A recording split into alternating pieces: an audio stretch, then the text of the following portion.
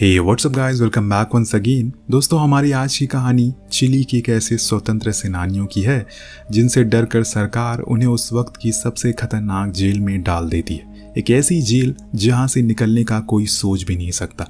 लेकिन ये लोग अपने शातिर दिमाग से न सिर्फ वहां से भागने में कामयाब होते हैं बल्कि जेल से भागने का एक ऐसा रिकॉर्ड बनाते हैं जिसे आज तक कोई तोड़ नहीं पाया। हमारी इस कहानी की शुरुआत सन 1978 से होती है, जहां हमें चिली के जेल सैंटियागो के रूबरू कराया जाता है। ये जेल चिली की सबसे खतरनाक जेलों में से एक होती है, जहां पर तकरीबन 120 कैदी होते हैं। लेकिन हैरत की बात ये थी कि ये कोई खतरनाक मुजरिम नहीं थे, बल्कि ये सब के सब आंदोलनकारी थे जिनके ऊपर देशद्रोह का आरोप लगाकर बहुत ही बुरा बर्ताव किया जाता है।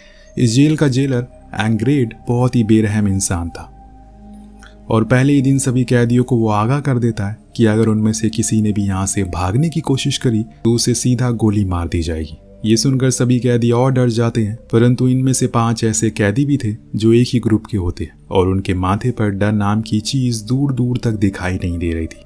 इस ग्रुप का लीडर लियोन वार्गस होता है, जिसने अपने साथियों के साथ जेल में घुसने से पहले ही सोच लिया था कि उसे कैसे बाहर निकलना है। खैर, अब यहाँ इन सभी को एक नई जेल में शिफ्ट किया जाता है जहाँ पर सभी को अपनी अपनी बैरक चूज करने की आज़ादी थी। लियोन बाकी लोगों को पीछे छोड़ते हुए बैरक नंबर 50 की तरफ भागता है। उसे किसी भी हालत में इस सेल पर कब्जा जमाना है क्योंकि उसके नीचे एक रास्ता है। परंतु जब लियोन बैरक नंबर 50 पर पहुंचता है तो उसकी उम्मीदों पर पानी फिर जाता है, क्योंकि इससे पहले किसी ने उसे ऑक्युपाइड कर लिया था। मजबूरी में बगल की सेल नंबर 51 को लेना पड़ता है। हालांकि लियोन के बाकी के दोस्त इस काम में बिल्कुल भी नहीं चूकते। उसका साथी राफेल बाकियों के साथ मिलकर उन्हीं सेल को ऑक्युपाइड करता है जो उन्हें प्लान के मुताबिक करना था। और अब उन्हें जेल से बाहर निकलना है, लेकिन वहां से रफू चक्कर होना इतना आसान भी नहीं है, क्योंकि सैंटियागो की जेल इतिहास की सबसे खतरनाक जेलों में से एक थी, जहाँ पर दाखिल होना तो आसान है लेकिन वहां से बाहर निकलना उतना ही मुश्किल।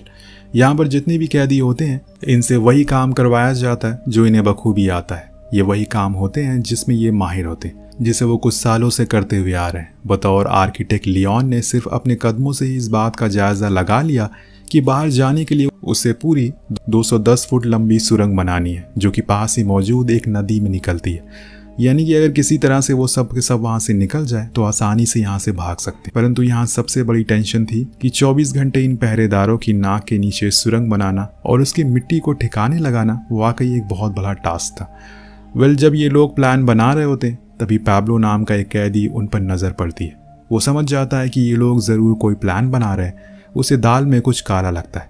वो उनके पास जाकर कहता है कि तुम लोग जो भी कुछ प्लान बना रहे हो मुझे भी उसमें शामिल कर लो, क्योंकि मैं भी यहाँ से बाहर निकलना चाहता हूँ। अब उन तीनों को उस पर विश्वास हो जाता है और उसे भी अपने प्लान में शामिल कर लेते हैं। साथ ही पैब्लो से ये भी कहते हैं कि अगर उसे यहाँ से बाहर निकलने का कोई बढ़िया आइडिया आए तो वो उन्हें ज़रूर बताए।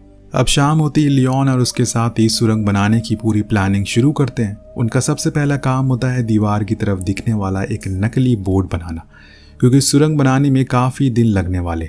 ऐसे में ये नकली दीवार पहरेदारों को झांसा देगी ताकि उन्हें पता ना चले कि उसके पीछे एक सुरंग तैयार हो रही है। अब सुबह में कुछ नए कैदी जेल में आते हैं जिन्हें बुरी तरीके से पीटा गया था, और इसी बात का जायजा लेने के लिए डिफेंस अटॉर्नी फैबियोला पिजोरा वहां आती है। लेकिन जेलर उन्हें अंदर आने की इजाज़त नहीं देता। वहीं दूसरी तरफ लियोन का एक साथी जो हमेशा अपने हाथ में गिटार लिए रहता है, वो गिटार के अंदर मौजूद एक बहुत बड़ा स्क्रू ड्राइवर निकालता है और उसे लियोन को सौंप देता है।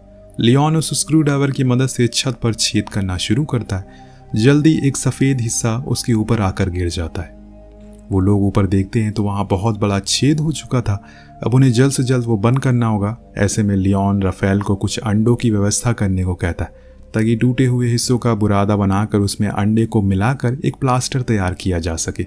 अब सब के सब अपने काम में लग जाते हैं और वहीं उनका एक दोस्त जो गिटार बजाना बखूबी जानता है, वो बाहर खड़ा होकर सभी का ध्यान भटकाता है। थोड़ी देर बाद वहाँ खतरे की धुन बजाना शुरू कर देता है, जिससे लियोन और बाकी के लोग को मालूम पड़ जाता है कि जल्दी सिक्योरिटी अंदर आने वाली है। इसीलिए वो जल्दी से अपने काम पर निपटाते हैं और उसके ऊपर एक पोस्टर चिपका देते हैं।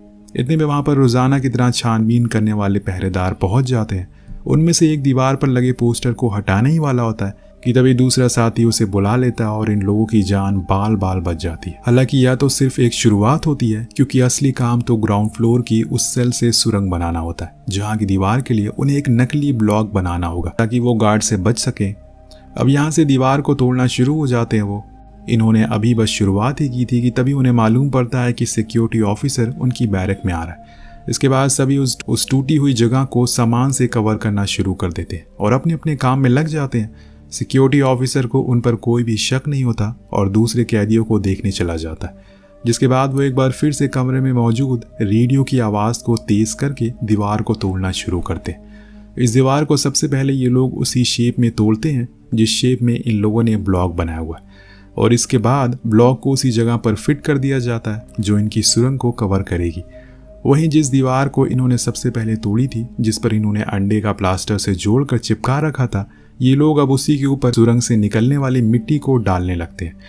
ऐसे करते हुए इन्हें जेल में काफ़ी दिन बीत जाते हैं। रोज़ाना ये इसी तरीके से खुदाई जारी रखते हैं। वहीं खुदाई के दौरान इनका संगीतकार दोस्त बाहर खड़े होकर अपनी गिटार से लोगों को उलझाया करता है। जैसे ही सिक्योरिटी गार्ड उसके करीब आते हैं वो वही धुन बजाता है जिससे सभी आगाह हो जाते हैं। यहीं पर ऑस्कर नाम का एक कैदी भी होता है जो रोज़ाना इन लोगों को एक ही समय और एक ही वक्त पर एक ही काम करते हुए देख रहा था। उसे शक हो जाता है कि ज़रूर ये लोग कुछ बड़ा प्लान कर रहे हैं। उधर अगले दिन जब लियोन सुरंग की गहराई नापता है तो उसका आत्मविश्वास डगमगा जाता है, क्योंकि इतने दिन की मेहनत के बाद भी ये सुरंग अभी 10% भी नहीं खुदी। लियोन समझ जाता है कि अगर उसे जल्दी यहाँ से बाहर निकलना है तो इस काम में और भी लोगों की ज़रूरत पड़ने वाली है, वरना इसे खोदने पर तो न जाने कितने साल लगेंगे। ऐसे में लियोन जेल के कुछ अन्य कैदियों को भी अपने प्लान के बारे में बताता है और उन्हें वो सुरंग भी दिखाता है, जिसे देखकर सभी उसका साथ देने के लिए राजी हो जाते हैं। इनमें से अधिकतर वो कैदी होते हैं जिन्हें कुछ दिनों बाद फांसी होने वाली थी और वो सभी अभी जीना चाहते हैं। वेल, अब जेल के कई कैदी इस प्लान में शामिल हो चुके थे, इसीलिए वो छत के रास्ते से दूसरी की सेल में कनेक्ट करते हैं ताकि पकड़े जाने का खतरा ना के बराबर रह जाए।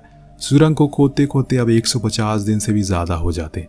यहाँ रेडियो पर इन लोगों को खबरें मिलती रहती है। विरोध प्रदर्शन में एक पुलिस वाले की मृत्यु हो गई है जिसे उनके साथियों ने मारा है। इन लोगों को अब चिंता सताने लगती है कि अगर उनके साथी बाहर ऐसे ही सरकार पर हिंसक हमले करते रहे तो उन्हें जनता का साथ नहीं मिलेगा और सारी मेहनत पानी में फिर जाएगी। अब ये सभी के साथ कैदी 2-2 घंटे की शिफ्ट करना शुरू कर देते हैं। अपना पूरा का पूरा दिन सुरंग में खुदाई और आगे के प्लान में लगाते हैं। जो भी सुरंग की खुदाई करके बाहर आता है वो अपने हाथ पैर और कपड़ों को बहुत ही अच्छे तरीके से धो लेता है ताकि मिट्टी का एक भी धब्बा उनमें ना दिखाई दे। और तो और बाकी के कैदियों भी ऐसे बर्ताव करते हैं जैसे कि वो बहुत बड़ी मजबूरी में यहाँ सजा काट रहे। इनमें से जिस किसी कैदी की सुरंग खोदने की ड्यूटी लगती है वो अपना काम बखूबी करता रहता है। बाकी के कैदी बाहर खड़े होकर पहरा देने का भी काम करते हैं। हल्का सा भी खतरा लगने पर वो उसे इशारा करते हैं। अब ये पूरा काम बहुत ही स्पीड से चल रहा था और आधे से ज़्यादा काम हो चुका था। तभी एक दिन वो कैदी जिसका नाम ऑस्कर था वो रफेल से कहता है कि मुझे पता लगा है कि तुम लोग क्या कर रहे हो, मैं भी तुम्हारे साथ शामिल होना चाहता हूँ, मुझे इस नर्क में और नहीं रहना। इसके बाद ये सभी ऑस्कर को भी अपने साथ इस मिशन में शामिल कर लेते हैं। एक रोज़ लियोन अपने साथियों को बताता है कि सुरंग का काम तो बहुत जल्दी पूरा हो जाएगा, लेकिन इस जेल से बाहर निकलने के लिए उन्हें किसी बाहरी की ज़रूरत पड़ेगी।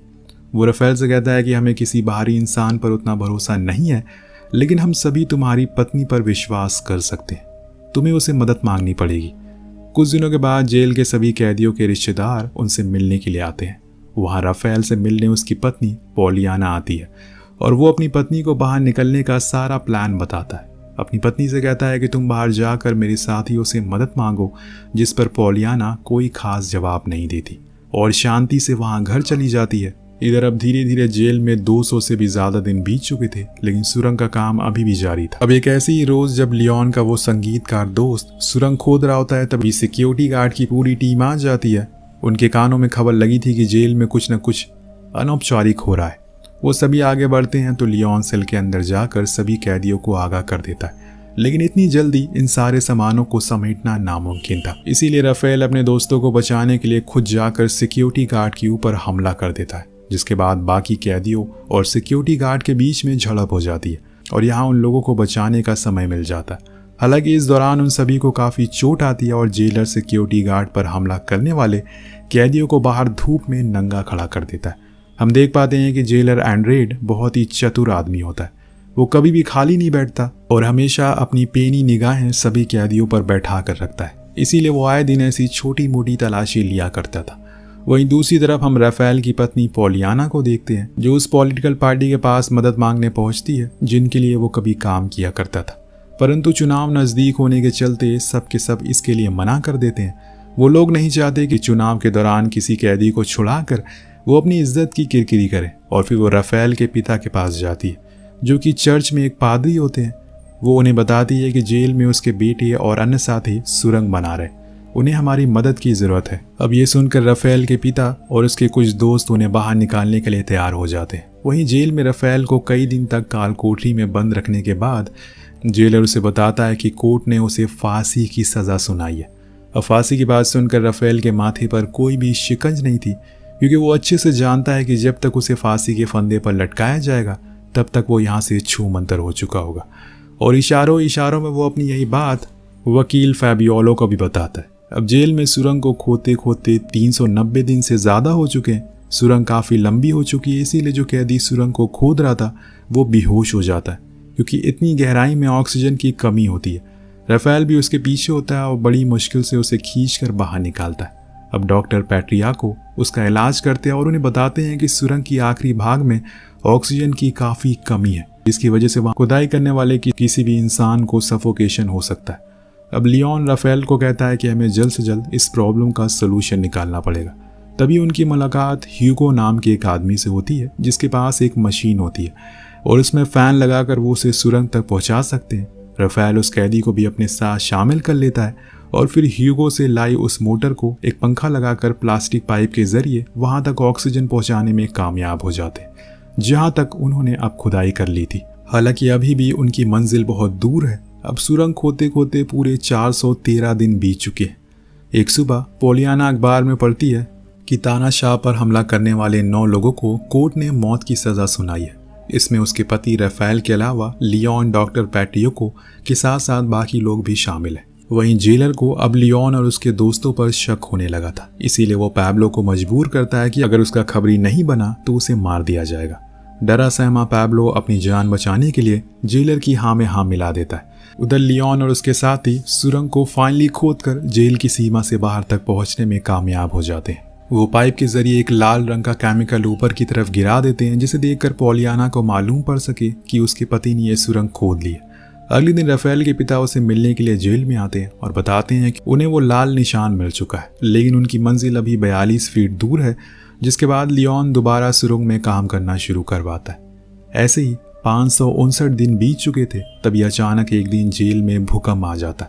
हालांकि उन लोगों की किस्मत अच्छी थी, जिसकी वजह से किसी को भी खरोच नहीं आई थी, और तो और उन लोगों ने जो सुरंग खोदी थी वो भी पूरी तरीके से सुरक्षित थी।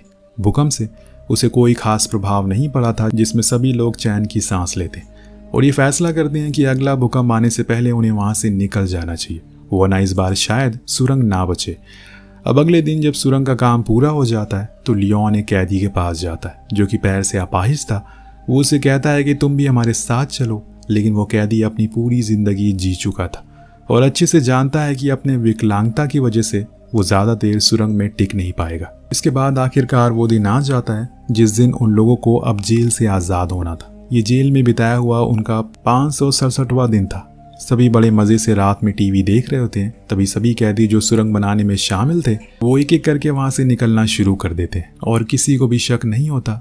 फिर हमें सुरंग के अंदर लेटे हुए 49 कैदियों को दिखाया जाता जो एक दूसरे के आगे पीछे धीरे धीरे आगे की तरफ बढ़ रहे थे। इस कड़ी में सबसे आगे राफेल खड़ा था जो अपने साथियों को एक एक करके ऊपर की तरफ ला रहा था। उधर टीवी रूम में पाब्लो की नज़र लियोन और उसके ग्रुप के लोगों पर पड़ती है जिनमें से कोई भी नहीं था। पाब्लो फौरन लियोन के सेल में जाता है जहां पर 50वां कैदी यानी कि ऑस्कर बस सुरंग में अंदर घुसने वाला था। पाब्लो फौरन ये खबर सुरक्षा कर्मी को देने लगता है, लेकिन ऑस्कर उसे ऐसा करने से मना करता है, लेकिन वो नहीं मानता। इसके बाद दोनों के बीच हाथापाई हो जाती है और ऑस्कर बुरी तरह से घायल हो जाता है, लेकिन वो फिर भी पाब्लो को मार मार कर बेहोश कर देता है। अब सभी लोग एक एक करके बाहर आ जाते। यहाँ पर एक बस खड़ी थी। इस बस को पॉलियाना लेकर आई थी। वो उन लोगों के लिए नए कपड़े और पासपोर्ट भी लाई थी। सभी बस में बैठ जाते हैं, लेकिन ऑस्कर अभी नहीं आया था।